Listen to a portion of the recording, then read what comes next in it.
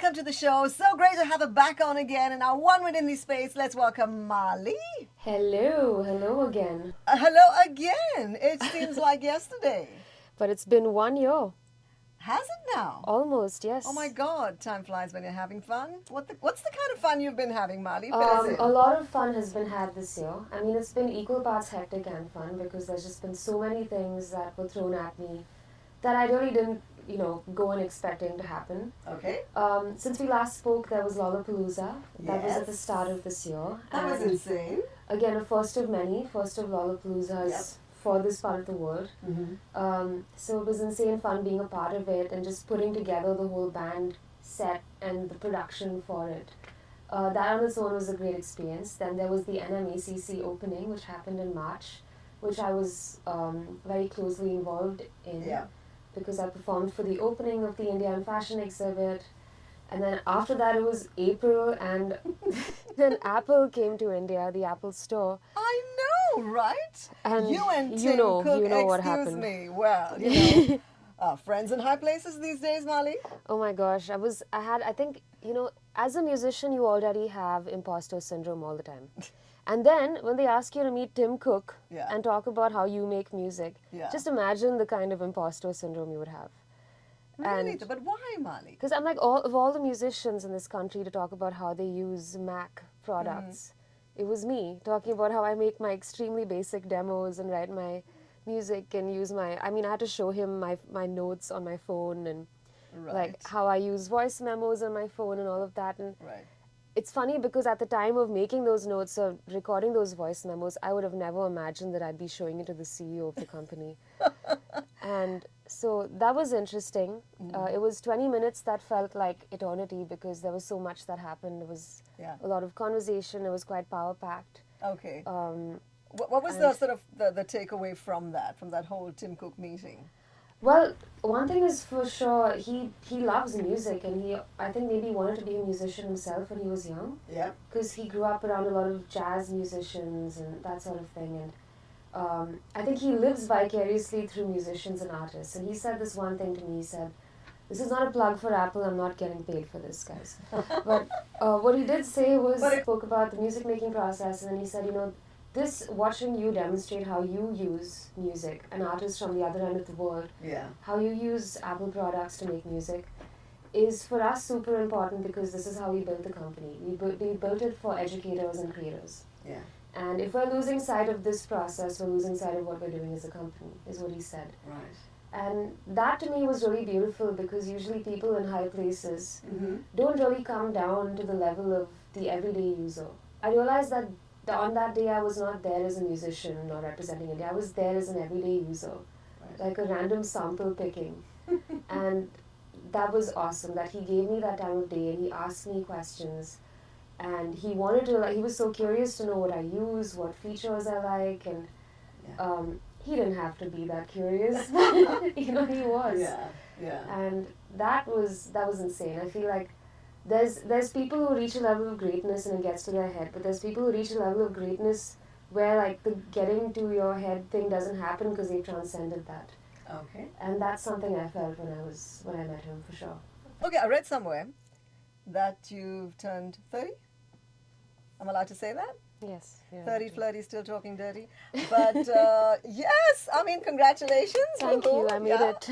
A new decade, what do you know? I made it through my 20s. Yes, I still have a smile on my face.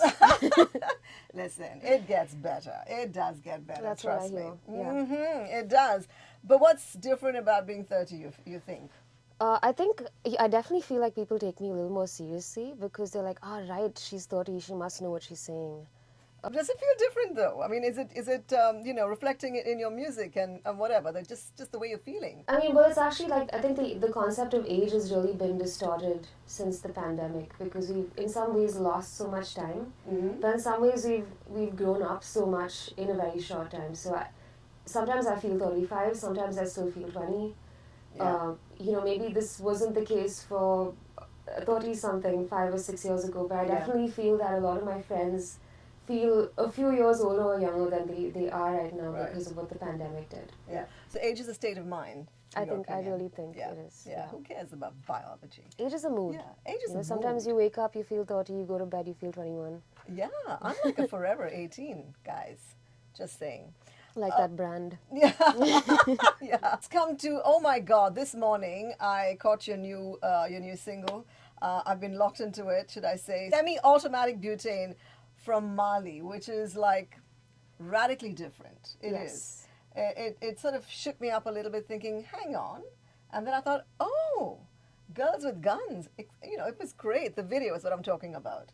So talk to me about this, and the new. I think it's a new pathway you're taking. Yeah, for sure. I mean, I'll start with the song. The song is, I mean, it's not completely different to some sounds that I've explored partially in previous songs and albums. Like, I've had somewhat heavy songs which are more minor and a little more badass sounding. But somehow, this song, the title, the video, the entire visual look that was also presented just push the whole badassery a little harder. The video, I think, really took it to another level because, I just wanted the most badass thing.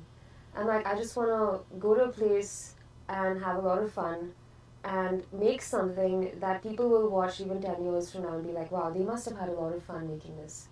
And I have a feeling we've achieved that because a lot of people have messaged me and said, oh my God, the next time you're doing something, can I please come along? Yeah. And that for me is a win. Certainly, I think, it also shifts things, I think, just sonically for you as well. Yeah. And also the optics. I mean, it's the new Mali. Are you going to run with that? It's the new Mali until it's not, That's how every release is. It's always a reaction to the previous one. And I try and change it up because I get bored. So it's possible that the next song might be a complete reaction to this. Mm-hmm. And I might be a completely different person in that release. But, time and place, I guess. I think so. And also the fact that, you are creative at the end of the day. So it's the way you feel, I think. So talk to us about, what's planned for you. I believe that a tour is up and coming. Yes, we're planning to do a tour on the back of this single. And either the tour will promote the song or the song will promote the tour. We'll find out. But we're going to start in December, and we're going to be hitting about 11 to 14 cities as of now around the country. I've never done a tour this big. I've only done tours that are maybe like 4 or 5 cities and spread over a longer period of time. But this is going to be over 2 months, and it's just going to be boom, boom, boom, except for holiday season. Okay, fantastic. It's been great chatting with you. Likewise. We got lots to catch up on, I'm sure, in a couple of months when I see you after your tour. Make sure you swing by, and For sure. Good luck. And Thank you. it's great to see you locked and loaded with a gun for a change. Yeah, and I must make a note and like mention this, but we filmed the video way before what's going on in the world right now. Like Right. a month before everything started, and literally three to 4 days before we actually released the video and song, the war broke out and everything. And in my mind, I was losing sleep because I'm like, will me running around with a gun in the jungle come across as like insensitive or triggering? Should we put a trigger warning on the video? Yeah. All of this stuff crossed my mind, but so far, touch wood, I don't know if I've incepted this into people's minds now, but Probably please have. check out the music video. I promise it has nothing to do with what's going on. And so that's something that I stressed about, but it was just a complete coincidence. All right. Yeah. Well, we're going to run with Semi-Automatic Butane. It's going to be in hot rotation right here on Radio 1. Thank you so much, as always, for checking in. Thank you so much for having me. And thanks, guys, for listening. Please check out my song and follow me on social media and keep listening. 94.3 Radio 1.